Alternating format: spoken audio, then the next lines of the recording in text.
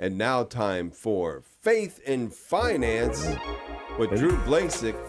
Who could certainly be a great resource in terms of advice for the administration. I'm surprised he's here and not in Alaska right now, to be honest with you. Good morning, Drew. Good morning. I'm still waiting for my phone call. Yeah, right, yeah. And my plane ticket. Yeah. I was at the airport, and I was like, hey, do I get a plane ticket yet? And They're just watching your podcast. They're figuring they get everything they need just from watching. How does everybody watch that podcast, by the way? What's that? Your podcast, your new podcast. Yeah, I got to get more people to interview on there. So. Yeah, but the ones you already have, how did they find it?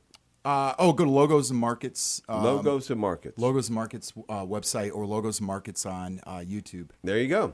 Yeah, you already had some great conversations. Yeah, check it out. They're still applicable for today. Yeah, go on there. And if people like financial modeling, stuff like that, learn finance. I have tons of videos on that. And then I give free I've Excel done hand sheets. modeling, never the financial modeling. Awesome. but yeah.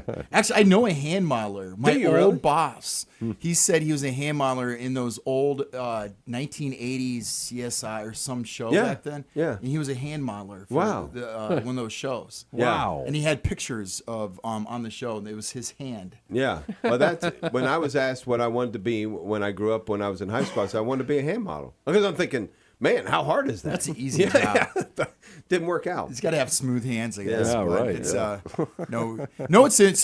kind of interesting. I saw a Wall Street Journal article yesterday, and it talked about, it's called job mobility. Job mobility. But it's kind of interesting because you just talked about the priests, that all these priests were getting from Africa, and you hope that they would stay there too. Some would, yeah. So before we talk about like what is job mobility, is that just where I'm at, like how many times that when kids graduate college, like they move away from the family, and then all of a sudden the grandchildren don't see the grandparents, right? And then you get that separation. And I think it's a good thing when people stay in the same city and you build a family. Like the core families, guys, like we always think just mom, dad, and kids, but it's the grandparents, uncles, aunts, and all that.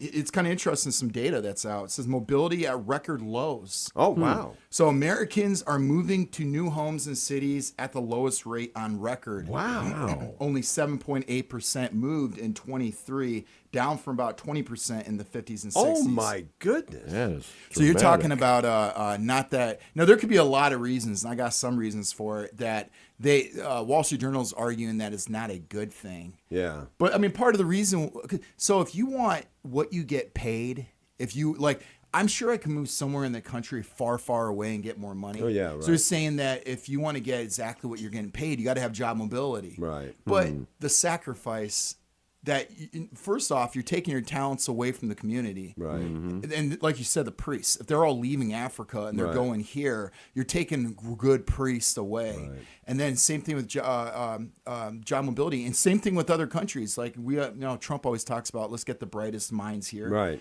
But we're draining them from those countries, and a lot of those countries stay depressed because we take the best talent away from them. It's just a part of, you could say, economics.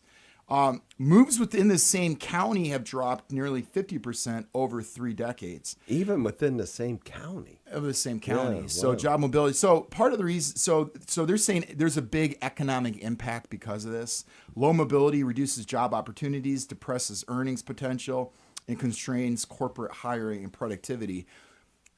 They're always looking at, so the Wall Street Journal is always looking at GDP, right? But they're never looking at the Catholic perspective or family. Yeah, right. And like, for example, if your wife stays at home, she's producing a lot, and it's not counted part of our GDP. Right. Like, but if she goes out and works for a daycare and takes care of other people's kids, right, she counts for GDP. Isn't that crazy? But if you mow your own yard, it's not GDP. Right. But if I hire Joey down the road, a company, a business, and then that's part of GDP. But I just want to stay on the economic side of this mobility issue.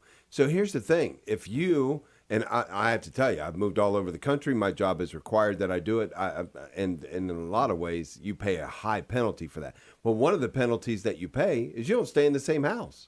If I get married and I buy a house when I'm 30 years old and I live in that house for 25 years and I've paid my house off, then I have a asset because I've stayed in one Massive place. asset, yeah. And then other assets that are of a monetary standpoint, but as you said, bigger assets than that. Well, part of the reason why mobility is down is because of housing factors that you said. That. Right. High mortgage rates are a big one because, especially with people that had low mortgage rates in 2020, the cost of moving is huge. Yeah. So, like I mentioned this before, if I had to move into my same house Yeah. at the interest rates they are, well, this past year, I think it was around 7 at the time, it would have been about $800 more a month. Yeah, right.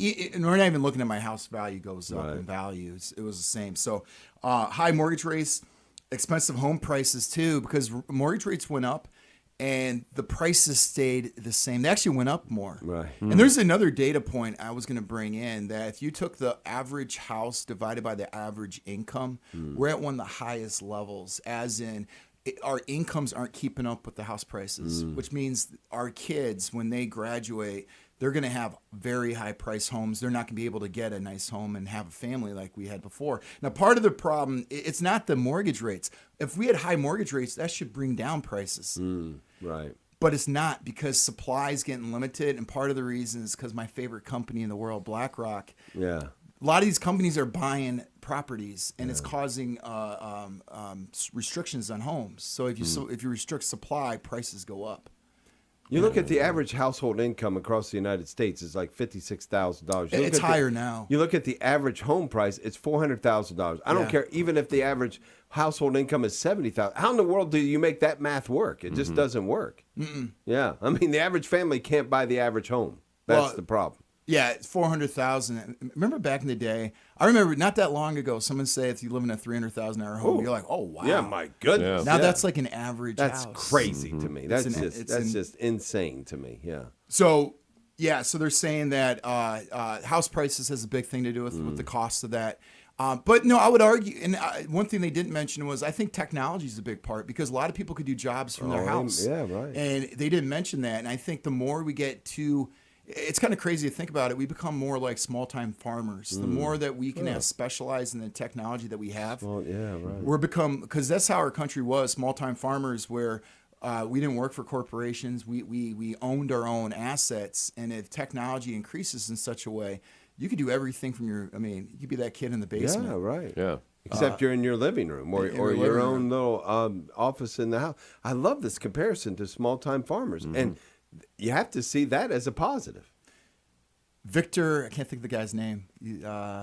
He's a famous political guy, but he was talking about that one time. He said, we kind of reversed it because we went away from farmers, and he talked about how sad it used to be for them. With technology, it's kind of going back to that. People are getting that that skill set.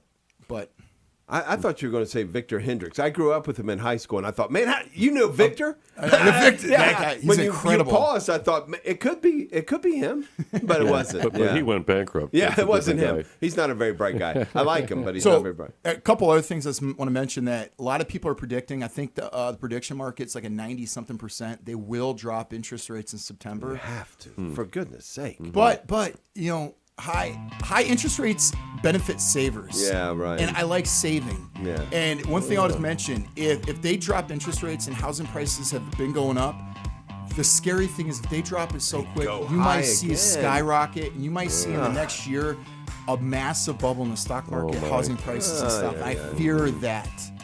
It's like walking on a tightrope. Yeah. It is. It really So is. Let's people get rid of the Fed. How about People want to sign up for your classes at Heidelberg. How do they do that? that? Got to apply at Heidelberg, I guess. There you go. Okay. Or go to Logos and Markets. I was There thinking you about go. creating some coursework there too. Nice. Good idea. Logos Wow. and markets. There you Learn go. so much from you each and every week. Drew Blazsik, thank you so much for That's joining us. website and YouTube page, Logos and Markets. Logos and Markets. Yeah, there you Yep. go. There you go. Logosandmarkets.com. There you go.